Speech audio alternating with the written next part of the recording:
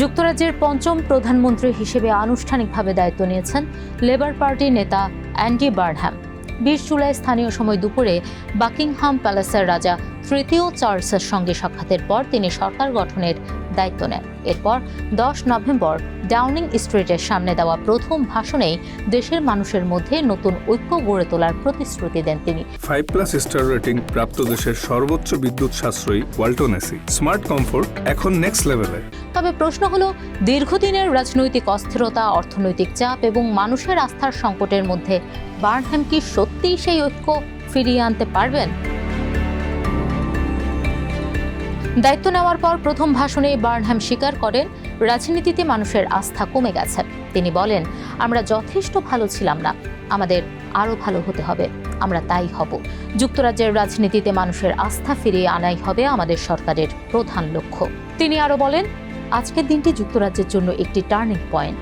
আজ থেকেই নতুনভাবে পথ চলা শুরু হবে।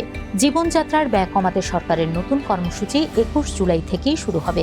একই সঙ্গে লন্ডন কেন্দ্রিক ক্ষমতা কমিয়ে দেশের বিভিন্ন অঞ্চলের হাতে আরও বেশি দায়িত্ব ও ক্ষমতা তুলে দেওয়া হবে। বার্নহ্যাম বলেন, আমরা যুক্তরাজ্যকে আবার শক্তিশালী শিল্পোন্নত দেশে পরিণত করতে চাই। এজন্য নতুন বিনিয়োগ বাড়ানো হবে এবং স্বাস্থ্য, শিক্ষা ও অন্যান্য জনসেবাকে আরও সহজলভ্য ও সাশ্রয়ী করা হবে।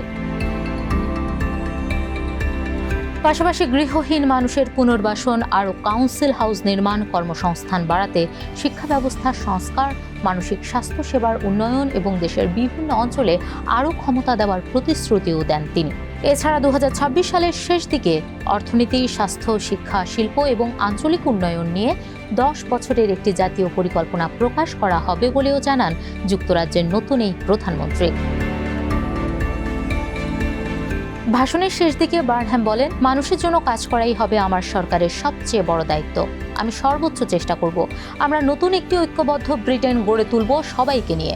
আজ থেকেই পুনরায় আশা আর আস্থা ফিরে পাওয়ার যাত্রা শুরু হবে। এরপর স্ত্রী মেরি ফ্রান্স ভ্যান হিলকে ধন্যবাদ জানিয়ে সমর্থকদের করতালির মধ্যে ডাউনিং স্ট্রিটে প্রবেশ করেন বার্নহ্যাম।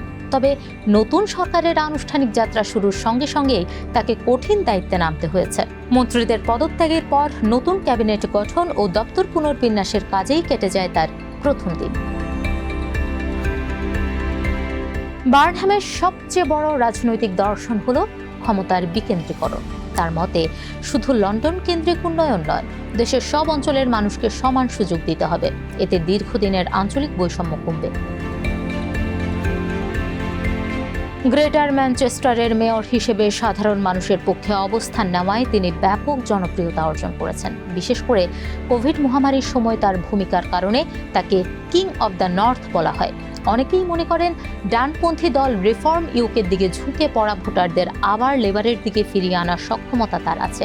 এছাড়া গৃহহীনতা কমানো, বিদ্যুৎ বিলের চাপ কমানো এবং কিছু জনসেবামূলক খাত সরকারি নিয়ন্ত্রণে আনার পরিকল্পনাও মানুষের মধ্যে ইতিবাচক বার্তা দিচ্ছে। বার্নহ্যামের সামনে চ্যালেঞ্জও কম নয়।